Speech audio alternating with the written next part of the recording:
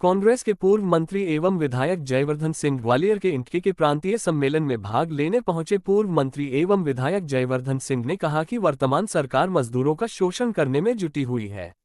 मजदूरों को उनका हक नहीं मिल रहा है, ठेकेदार मुनाफा कमा रहे हैं। 20 साल में भाजपा के राज में हमारे प्रदेश में एक भी नया उद्योग स्थापित नहीं हुआ है। हमको एक ऐसे नौजवान की हक के लिए लड़ाई लड़नी पड़ेगी जो आउटसोर्स पर काम कर रहा है। इन्हीं सब मुद्दों को लेकर आज इंटकी प्रांतीय सम्मेलन में चर्चा की जाएगी। वहीं बीजेपी के मंत्री द्वारा रेत माफिया को पेट माफिया कहे जाने पर जयवर्धन सिंह ने कहा कि मंत्री के परिचित के लोग अवैध उत्खनन करते पकड़े गए हैं, इसलिए संभवतः उन्होंने उन्हें पेट माफिया कहा है।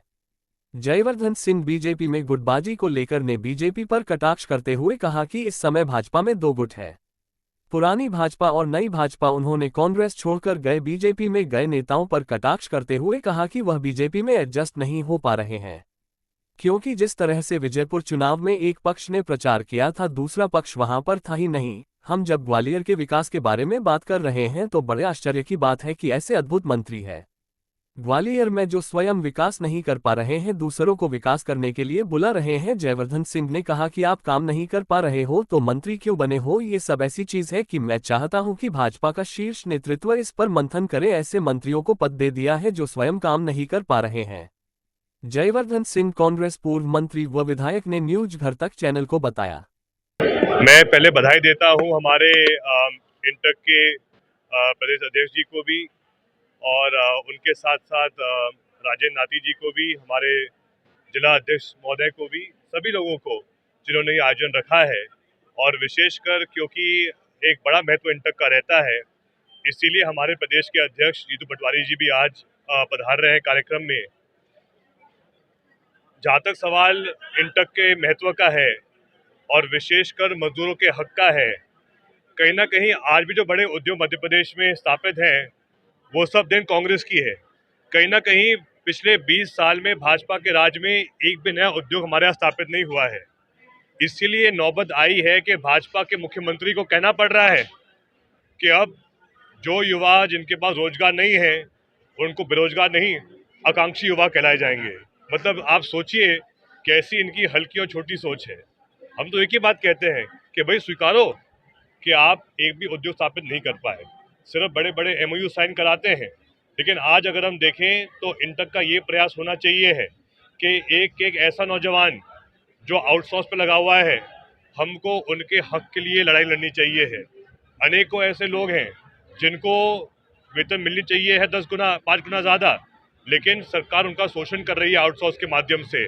ऐसे युवाओं के हक के बारे में भी हम आज यहाँ चर्चा करेंगे, इसकी रणनीति बनाएंगे और प्रदेश अध्यक्ष जीतू पटवारी जी के साथ मिलकर आगे हम कैसे हर एक वर्ग, कोई भी विभाग में हो, चाहे कोई उद्योग में कार्यरत हो, चाहे माइनिंग डिपार्टमेंट में कहीं मजदूरी कर रहा हो, या फिर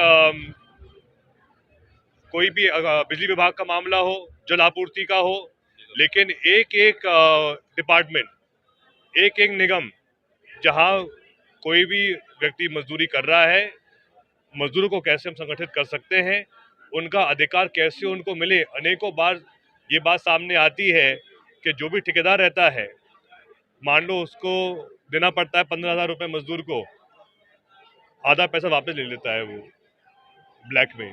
ऐसे अनेक प्रथाएं चल रही हैं जिनको हमें रोकना चाहिए है। इन सब मुद्दों को लेकर आज हम इंटक के इस विशेष वार्षिक उत्सव पे आज हम मंथन करेंगे। आज गुड़ी पड़वा का पावन पर्व भी है, शुरुआत है चैत्र नवरात्रि की। आप सभी को बहुत बहुत बधाई, शुभकामनाएं। हमने ये बात कही भी थी विधानसभा के अंदर के बहुत ही अफसोस की बात है कि वर्तमान के कैबिनेट मंत्री ही रेत माफिया का पक्ष रख रहे हैं और उनको कह रहे हैं पेट माफिया, जबकि शायद ये जानकारी मिली कि स्वयं मंत्री महोदय के परिवार से कोई पकड़ा गया है अभी कुछ दिन पहले, उनकी एक ट्रक पकड़ा गया है। तो ये स्पष्ट दिखाता है कि वो किसके पेट की बात कर रहे थे। लेकिन बात यही है कि आज अगर अवैध रेत खनन चलते रहेगा और भाजपा के मंत्री ही उनको संरक्षण देंगे, तो एक प्रकार से जो हर व्यक्ति को प्रयास करना चाहिए है नदियों के संरक्षण के लिए। आप आज इस बार देखिए, पिछले साल पर्याप्त बारिश हुई थी, लेकिन अभी से अनेकों तालाब सूख रहे हैं, अभी से पानी कम पड़ रहा है। अभी तो शुरुआत ही हुई है हमारे पूरे प्रदेश में गर्मी के मौसम की, तो कहीं ना कहीं जो वर्तमान के भाजपा सरकार के मंत्री हैं सिर्फ लूटने में लगे हुए हैं, लेकिन जो उनका दायित्व है, जो उनका कर्म है, वो नहीं कर रहे हैं। ये बहुत अफसोस की बात है। अब देखिए, मैं इसमें ज़्यादा कुछ नहीं कहना चाहूँगा। ये तो भाजपा की के अंदर ही जो राजनीति चल रही है। पहले तो बात विजयपुर उपचुनाव की भी सामने आई। वहाँ पे सिर्फ एक पक्ष ने प्रचार किया बीजेपी के लिए, दूसरा पक्ष तो वहाँ आया ही नहीं प्रचार करने के लिए। अब वापस जब हम ग्वालियर के विकास के बारे में बात कर रहे हैं, तो बड़े आश्चर्य की बात है कि ऐसे अद्भुत मंत्री हैं ग्वालियर में जो स्वयं काम नहीं कर पाते और दूसरे जगह को बुलाते हैं काम करने के लिए। तो भाई आप मंत्री क्यों बने हो फिर? अगर आप काम नहीं कर पा रहे हो तो फिर क्या औचित्य है मंत्री रहने का?